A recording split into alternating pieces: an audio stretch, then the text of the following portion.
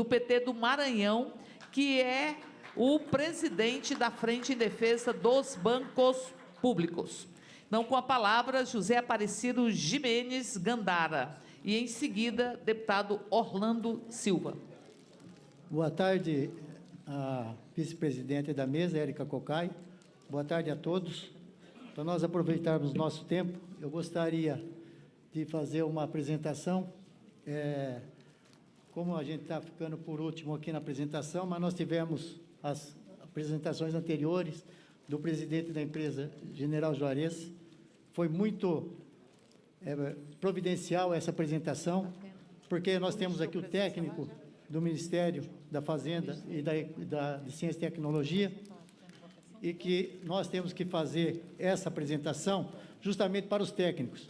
Nós temos que conversar com nossos companheiros, nós temos que trazer informação para os nossos companheiros, mas principalmente para aqueles que vão decidir, que vão tomar as decisões. E a gente sabe que nível de governo, quando a pessoa senta atrás de uma mesa, é uma pessoa fria e burocrata. Ela não sente o que a gente sente no dia a dia lá no nosso trabalho.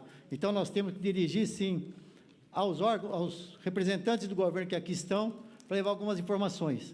Nós temos aqui, primeiro, começando aqui, o Brasil precisa dos Correios, os Correios precisam do Brasil. Aqui tem os números que já foram apresentados pelo presidente da empresa, os números institucionais. Aqui, entre os Correios do mundo, os Correios do Brasil é o nono maior empregador, é a 12ª e maior rede de agências, é o 16º maior faturamento, está entre os primeiros Correios do mundo em qualidade. Aqui é o índice de qualidade geral, que já foi apresentado, mas nós temos que apresentar de novo, porque o governo toda hora vai na imprensa e fala que tem que privatizar. Então, se toda hora ele vai na imprensa e fala que tem que privatizar, nós toda hora temos que mostrar os números da qualidade, também para enfiar na cabeça da população e de todo mundo. Olha, vamos fazer o discurso até que todos acreditem também que tem o outro lado e não só o lado do governo de privatização. Aqui está a qualidade, onde que o Correio recebeu o prêmio Prime de 25 milhões, um bônus no mês de abril. Isso aqui é um prêmio que é um estudo da UPU, União Postal Universal. Aqui, um número importante também para o governo, que nós temos no Correio o salário inicial de R$ 1.706 e o maior salário, que é 46 mil, que é da diretoria da empresa, que são 7 pessoas. E nós temos um salário médio nos Correios de R$ 2.509. Se juntarmos os encargos da União, cada trabalhador vai custar R$ 4.000 em média. Se os Correios arrecadam 20 bilhões por ano e tem 100 mil trabalhadores, é fácil fazer a conta que cada um produz R$ 200 mil por ano. E se ganha R$ 2.500, ele custa R$ 50. Aonde estão os outros 150 milhões? Onde estão os outros 150 mil que o Correio, cada trabalhador produz para os Correios? Se não está tendo investimento em tecnologia, em todas as situações. Então, é para a gente também pensar, e aqui no Correio não tem Marajá, porque senão é salário de Marajá, R$ 2.509, na média, é um salário muito baixo. Por outro lado, é contraditório quando o Correio fala que vai privatizar, o governo está falando que vai privatizar, e a empresa acabou de comprar 1.000 furgões e gastou 50 milhões. Fora mais de 2.000 motocicletas aí também, um preço altíssimo. Então, é contraditório. Como é que fica a cabeça dos trabalhadores dos Correios? Olha, o Correio está investindo, mas vai privatizar. E não tem dinheiro em caixa. Então, esses questionamentos que nos preocupam. As megas operações que o presidente colocou aqui, do Enem, do FNDE e do Seja Digital, aqui está um exemplo do nosso projeto de fidelização, que o governo deve sim fazer a fidelização, o projeto de fidelização com os Correios. Porque o ano passado, quando o Correio foi fazer a prova do Enem, chamou as federações, porque custava 300 milhões. E o governo, o Ministério da Educação, só tinha 160 milhões para pagar para os Correios. E os Correios acabaram fazendo toda essa logística por 160 milhões.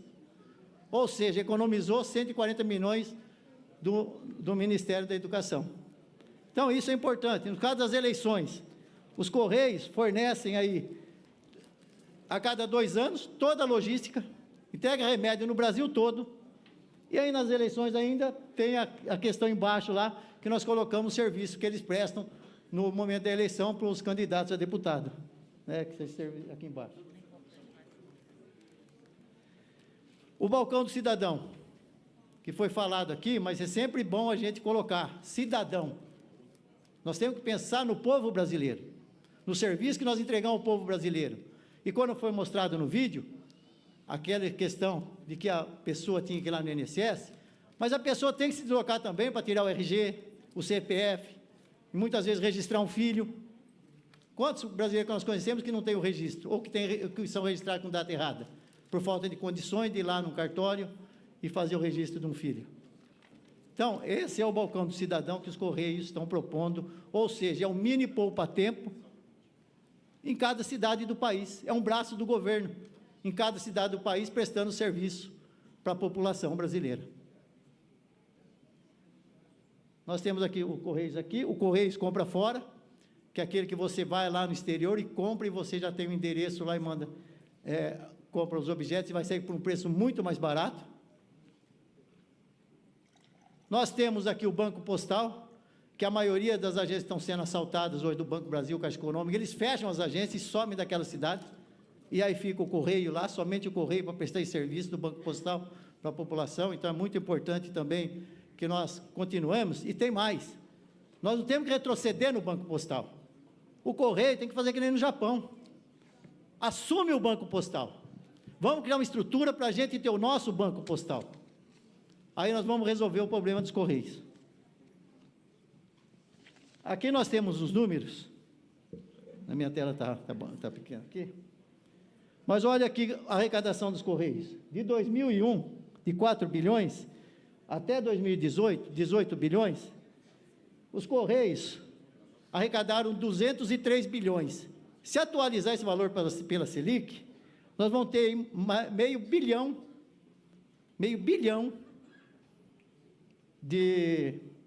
ou seja, 500 bilhões de reais entrando no cofre da empresa.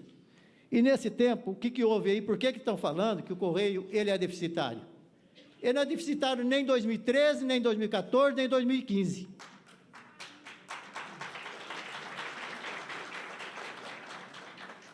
Porque o governo é governo, não é o governante. Para onde foi o dinheiro? Porque nós temos aqui como provar onde que foi esse dinheiro, que nós fizemos um levantamento. Se nós atualizarmos os dividendos, de 2004 a 2013, atualizando, o governo levou 7 bilhões e meio a mais de dividendos. Ou seja, nós fomos assaltados pelo próprio governo, dono da empresa. Então, não é esse partido ou aquele partido, não. É o governo que está de plantão lá, que faz a gestão. Conclua, por favor. E que tem essa situação aí. Por outro lado, nós temos aqui os fatores que criaram essa situação dos Correios estar deficitário. 1,5 bilhão do pós-emprego, que é aquela dívida futura que retroage à conta imediata. 800 milhões do não reajuste das tarifas, 2013, 2014, 500 milhões de investimento de patrocínio, ou seja, os trabalhadores dos Correios patrocinaram a Olimpíada, todo mundo fez festa, mas saiu do lombo de cada carteira, de cada trabalhador do Correio, a Olimpíada. E aí fica difícil a gente concluir o pensamento com pressão aqui do tempo, porque realmente nós temos que fazer. Aqui nós temos números dos patrocínios, aqui alguns patrocínios, aqui onde que foi, ó, tênis, handebol, rugby, Parintins, a festa Parintins, o Correio passou uma grana violenta lá para a turma, até no campeonato. E aí eu gostaria de fazer o que o governo precisa saber, que foi o que o Marco César colocou. Está na Constituição Federal, no artigo 21, que o serviço postal. O Brasil é o 5º maior do mundo e tem a tarifa entre as menores do mundo, na média. Se os Correios forem privatizados, esse quadro vai mudar. E quem vai pagar as contas? serão o cidadão, a empresa ou o próprio governo? Lógico que vai ser 8 bilhões que o governo vai ter que colocar lá.